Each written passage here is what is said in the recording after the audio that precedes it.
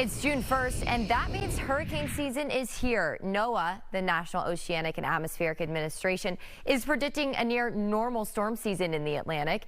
They're looking at between 12 and 17 named storms. If you're down in Galveston, you can take a tour of where this history and the hurricanes meet. Meteorologist John Dawson gives us a glimpse. Hey everyone, this is Dr. Hurricane Hal Needham live in Galveston, Texas. We have compound flooding underway. I'm going to explain what that means. Pretty squally up here on the seawall. Be careful out there, everybody. I'm going to show you our community flood meter over here. Who is Dr. Hal? Hi, I'm Dr. Hurricane Hal Needham. I'm an extreme weather and disaster scientist with the GeoTrek project. The GeoTrek podcast, which is like a radio show, is now ranked as the #1 podcast for natural disasters. I'm so excited that you came on Galveston Hurricane Tour today. I also run Galveston Hurricane Tour, so this is a great time that you can come to Galveston, do a walking tour of the island or a driving tour.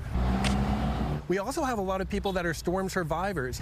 They share their stories. The tour is very interactive. We're going to talk about Galveston's resilient response to these hurricanes, building a 17-foot high seawall along the coast and raising over 500 city blocks and 2,000 buildings in the grade raising project from 1904 to 1910, still one of the greatest civil engineering projects in the history of the world. Often houses are elevated differently. We can see here the house on the left took on about 3 feet of floodwater inside the house during Hurricane Ike, whereas their neighbor here to the right stayed dry with the main living area during Hurricane Ike because it's elevated.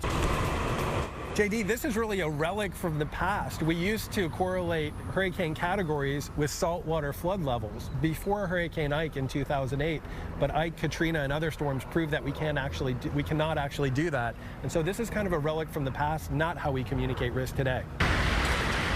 Ike high water mark here probably would have been maybe at my eye level.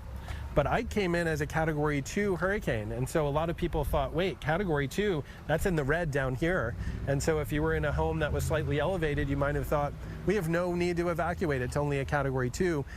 Around Galveston Island here, it seemed like Ike produced more like a Category 3 storm surge, and over on the Bolivar Peninsula, the storm surge is more what we would think of as a typical Category 4 hurricane.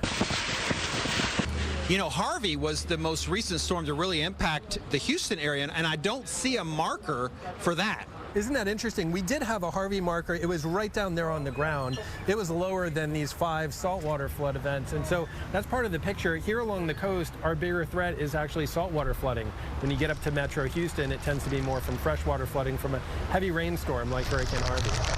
We cover about 2 miles, usually on a Friday or Saturday evening. It takes about 2 hours and 15 minutes to do the walking tour. We see over 10 sites related to hurricane history and resiliency. But then we actually added on an optional meal here at Little Daddy's Gumbo Bar. People love doing that. It's optional. It takes about 45 minutes, so it ends up being about a 3-hour tour. So far, everyone's ended up back where they started. All right, so how do people get a hold of you? Yeah, people can just go to GalvestonHurricaneTour.com, see the different types of tours there, the walking tour, private tours, school tours, all that stuff is right there on the website.